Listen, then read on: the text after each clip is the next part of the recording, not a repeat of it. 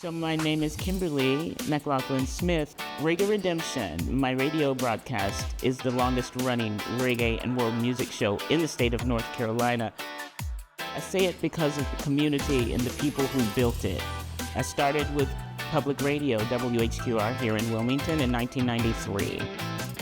Of late, and most recently in the past year, the Wilson Center came into my life based on a relationship that I had with a former colleague. He introduced me to Ken at the Wilson Center last year.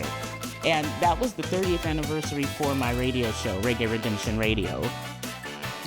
We were looking for sponsorship because we had a headliner coming in that was international. We had all kinds of things going on, all the bells and whistles to celebrate 30 years. King Yellowman was our headliner, and that's not cheap because he's a giant in the genre. I got the chance to talk to Ken, and he said, if he had hit me earlier, I could have done more. But what he did was beautiful. I took him at his word, and I remembered, if you had tapped me earlier, then, I could have helped you more. So early in 2024, I reached out to him. He's a man of his word. He said, I believe in what you do, and we want to make sure people know that the Wilson Center is community-oriented, and you do what it is that we could definitely support. That meant the world to me, to be seen like that, and for the music and the community to be seen like that. So to have his support in tow for the next couple of years as it relates to what this music represents and where I am in it and what this community does with it, this has been an incredible series. And really with the Wilson Center in mind and what you all represent at the Wilson Center. Am I looking to bring more things to the area? Yeah. Acoustic settings as it relates to reggae are the rage all over the country. There is a project in the making for the next season as it relates to an acoustic reggae series.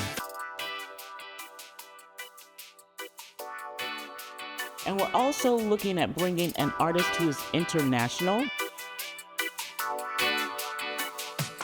Uwe Banton, and he is German. He is a Rastafarian.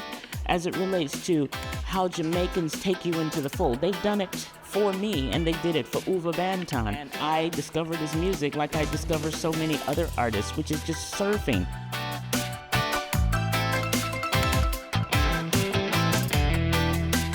I look for things off the beaten path. And Uwe Banton is an international artist from Germany that we'd really like to bring to the area. And we know that that's possible with support that we may get from the Wilson Center. We have people come from as far as Myrtle Beach and Raleigh and Columbia, South Carolina for some of these shows. We have got a massive draw. That's what reggae does. We are a collective and we do a lot together. What would I say to Ken right now? I'm humbled by Ken. I'm grateful for Ken. We know how the world works. We see it every day, positive to negative and everything on that spectrum in between. This man did not have to do this. He believed in the music. I follow my gut and I read energy. I believe that's what happened with he and I. I think he read how genuine I am as it relates to this music and where my heart lies as it relates to this music and culture. I'll go ahead and say Shane Fernando is who introduced me to Ken. Even if this were the only thing that he ever did, it'll go down in the books as one of the most phenomenal representations of support for this music that I love. Reggae Redemption Radio airs every Sunday morning, 10 a.m. until noon on WRMR, Coastal Carolina's Modern Rock 98.7. I've been at Modern Rock 98.7 since 2011. I don't see that changing in the near future. It's a good home, and they've been good to the show and to me. And so, with partners like them and Cape Fear Community College Wilson Center, where am I going to go? I'm planted like a tree, by the water, man. I shall not be moved.